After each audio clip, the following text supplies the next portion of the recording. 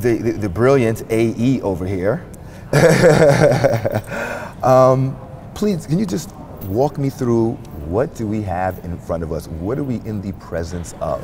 Sure. So I've been working on AI for 30 plus years now, and things have hyped up in the AI field in the last few years, which has been very exciting for those of us who have been involved with the field for a while, right? So there's a number of coupled advances like all happening at the same time. So we're making advances on the pure like algorithmic side with learning and reasoning algorithms, but also blockchain has emerged as an amazing tool for endowing complex software systems with decentralized control, which means that you can not only make your AI smart, but you can release it into the world in a way where it's, you know, it's controlled by its own choices and by the democratic participatory choices of everyone interacting with the network, which is quite fascinating. And then on the robotics side, I mean, you can mass manufacture robots just with much more sophistication and less cost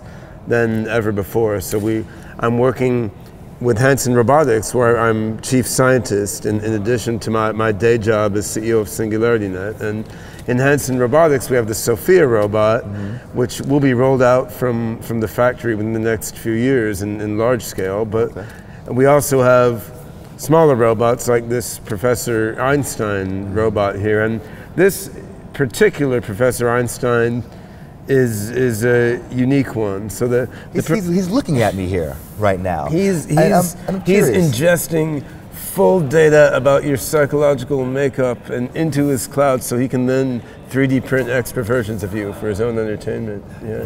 He's going to 3D print extra versions of me. Yes. And will they catch me in my many emotions of life? That's up to him. Really? Yeah. So, but in seriousness, so Professor Einstein is it's an entertainment and education robot sold by Hanson Robotics.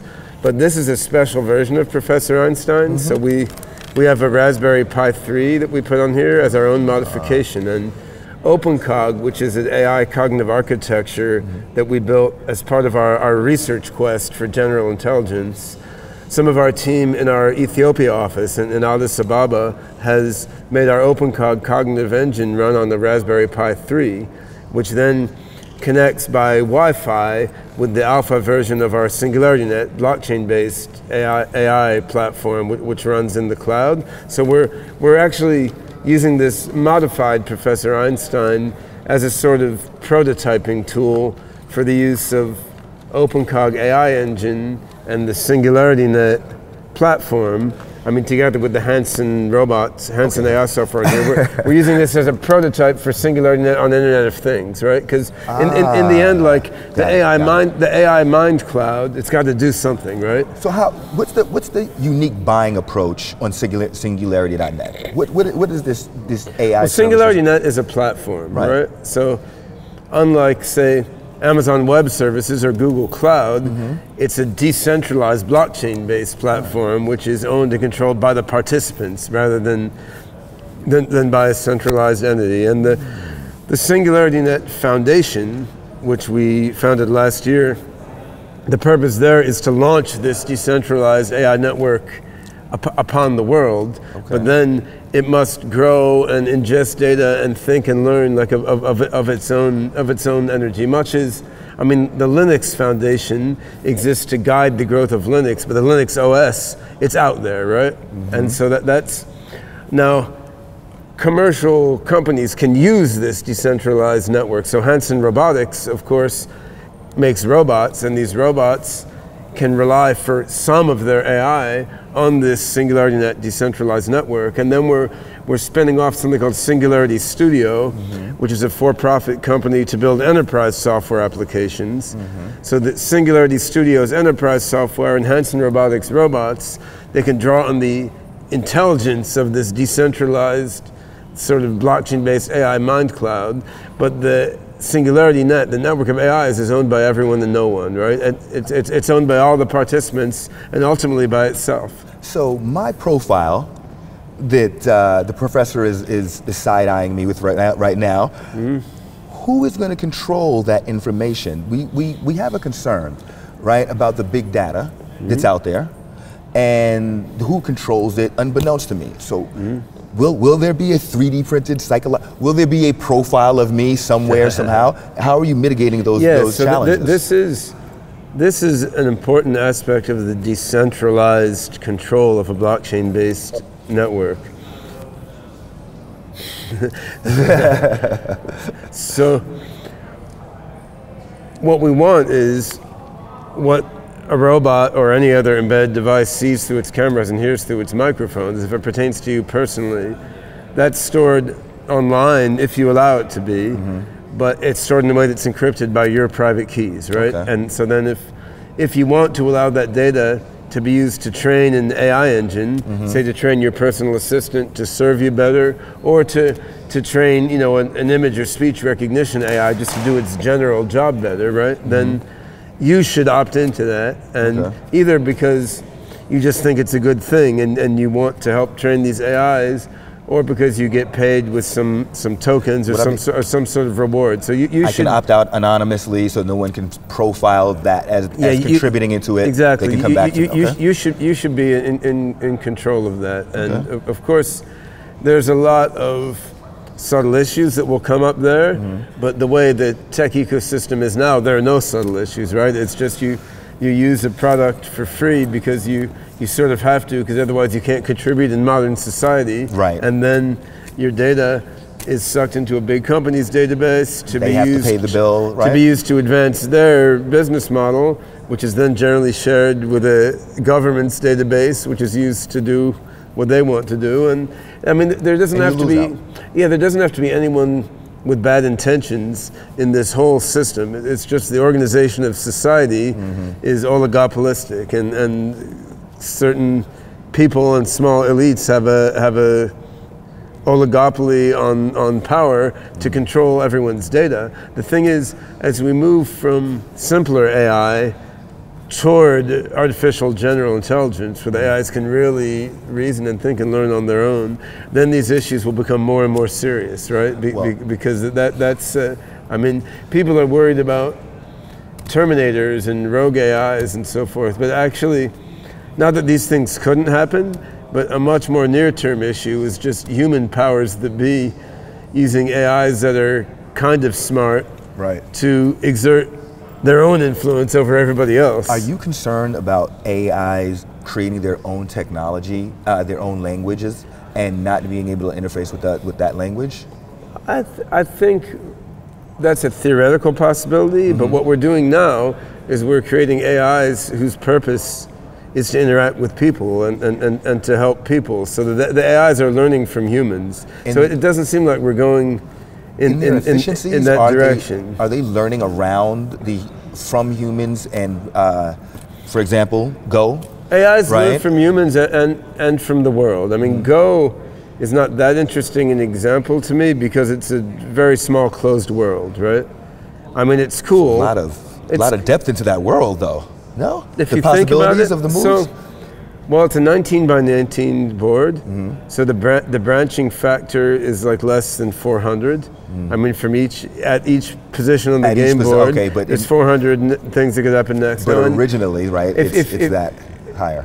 It's 400 each step, but then it's an exponent of 400 as it blows out. But if you look at, say, a military strategy game like Advanced Tactics Gold, there's a branching factor of around 10 to the 60th. There's a lot more possibilities than 400. Now, on the other hand, this physical world we live in, like, we don't even know what the branching factor is because we don't yet fully know the laws of physics. But it's very large. That's what I'm fascinated with. There's a lot of possibilities out there. The things, like, go for an example. What haven't we thought of? What haven't we thought of? Almost everything. I'm sure what we haven't thought of is almost everything. I mean, the older I get, the more convinced I am. I'm completely ignorant. All of us humans are completely ignorant. We don't know what this world is. We don't know what we are. And as we create AIs that are 5, 10, 100 times as smart as us, I mean, there's going to be all sorts of revelations, and some of them will need to upgrade our brains to even understand. That's a whole challenge in and of itself, right? That's right. So then what becomes critical in that regard is that as we create AIs that really do go, I mean, way beyond the level of this cool but relatively simple little guy to really be able to think like us or even better. I mean, we want these AIs to be beneficially oriented when we look toward let's talk us, about that. right? What in the future, what do you see as a future beneficial technology, not just personally? What do you like out there as far as future technology? Well, for me personally, I'm interested in not getting sick and dying. I'm interested in everyone I know not getting sick and dying. Okay. So I'm putting a bunch of attention personally into applications of AI to genomics and to biomedical research. Okay. Trying to understand how aging happens and cure disease. All right. Also, any interesting points out of that research so well, far? there's a lot of cool things. So we're looking at genetics data from people age 110 years or over to understand like what makes them live so long. And yeah, we found a lot of things to do with Can we just jump with what the common denominator so far has been? Is there a common denominator so far with those? There's a lot of unique things in the lipidome, which is like fat processing. Yeah. So that's quite interesting. And there are T cell peculiarities in these old people. But also, they have a lot more genetic variants than everyone else. So like they're That's an interesting. they're That's pretty different. interesting. So I mean, at this stage, the AI is not like an autonomous scientist, but you give it all this data, it finds stuff, and then we're working with biologists to poke into it further. Now, the other area I'm personally spending time on is application of AI to math, like automatic theorem proving. And my oldest son is doing his PhD in this topic now in Prague, and I think that doesn't get as much attention as computer vision, because I mean, recognizing faces, everyone can see what it is. Right. But in the end, I mean, my PhD was in math originally, so I have a soft spot for that. But in the end, I mean, math is what underlies all of science and engineering. So if the AI can do math better than the human, I'm fascinated. So now, if you look at all the mathematics theorems up to the PhD level, and AI can prove 60 or 70% of them. So we're getting there, right? Okay, But in the end, though, the applications are across every domain. It's much like, you know, I bought my first computer, I think 1979 or something, and my parents thought I were nuts. Like, why the hell do you need a computer? Yeah, why do you need a computer at home? Because then computers were like mainframes that were in the university where my dad worked. But even then, like as a teenager, it was obvious to me that computers were going to pervade every single industry, because this is like programmable matter. That's an amazing thing, right? So this is what I see now is every single area of enterprise, every area of human endeavor will be revolutionized by AI. I mean, Can you walk me through that with government? Government, yeah. How do you see AI, machine learning with government? Well, that has both good and bad aspects, for sure. So one aspect which is obvious, and particularly obvious in China, where I visit frequently since I live in Hong Kong. Right. I mean, the ability for the government to observe everything every citizen does and react as they wish. And put you on a list, Yeah, and this is both good and bad. I mean, they can spot fraud and crime very, very rapidly, right? So like the thing of walking down a back alley and getting mugged, which has happened to me a few times in my life, like that. Sorry to hear that won't happen if you have cameras everywhere and you got AI. Right. So on the one hand, there's a good aspect. On the other hand, I mean, if the government's interests are not always aligned with that of the population, obviously they're looking at you also. Like there's some streets in Shenzhen in China where when you walk across the street, you can see a big screen and it shows your face, which the camera is seeing with a little box around your face. It's like, we're watching you go across the street. Don't jaywalk. I was just gonna. Is that shaming? Is that jaywalk shaming? Jaywalk is shaming. Yeah, but also, I mean, they could send you a ticket, right? Or they could decrease your social credit score. Right. And then right now, nothing too bad happens, but you get last in line to buy a train ticket on a holiday. Or your plane tickets. Right. That's what's happening right now in China. Yeah. So that's. I mean, right now, I would say, not much that's that nefarious is happening, and the Chinese government, like most, in the end, has their own population's good in mind. I mean, Right. they're trying to optimize benefit for their country, Right. but still, it's.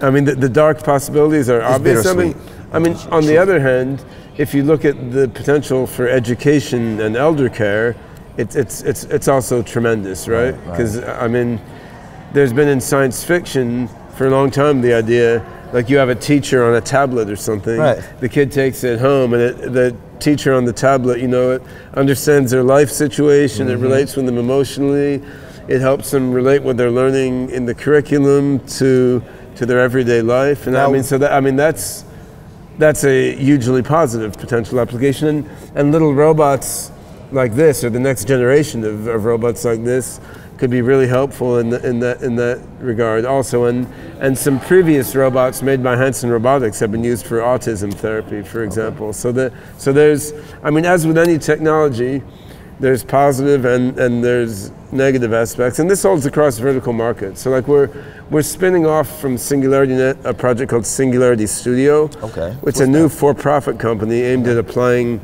the SingularityNET technology to enterprise software, basically. Is this an approach to democratize AI, essentially? Open AI?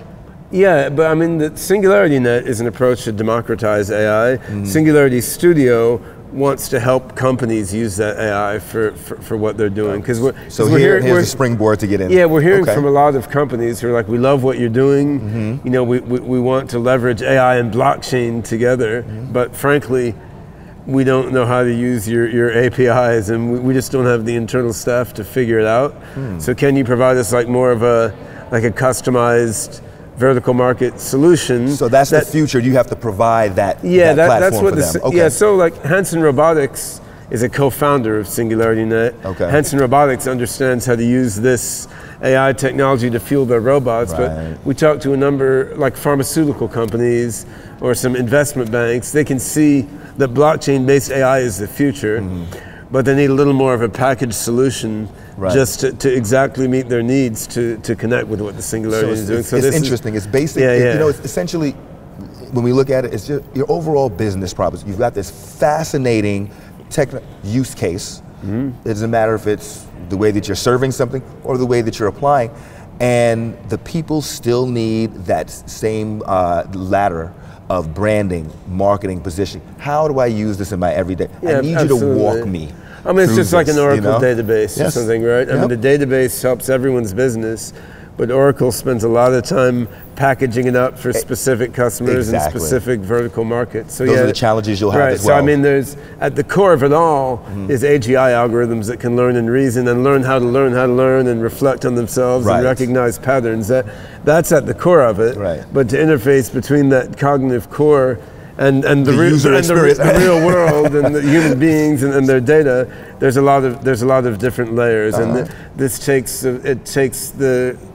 the form of a lot of different software layers, where you have the platform, you have infrastructure underlying the platform, you have AI agents on top of the platform, and then you have vertical market services on top of those AI agents. Love it. And it takes the form of various organizations also. So you have the SingularityNET Foundation, which is sort of seeding this decentralized AI network, then the Singularity Studio, which is packaging up enterprise applications on top of that, Hanson Robotics, which is building robotics applications that leverage this decentralized network. And I mean, in the end, we're talking about like building a whole new internet, which has intelligence at the foundation. Right. Every one of those things is going to be a switch or something that's going to happen, or the day that. It's gradual, and we're all part of it.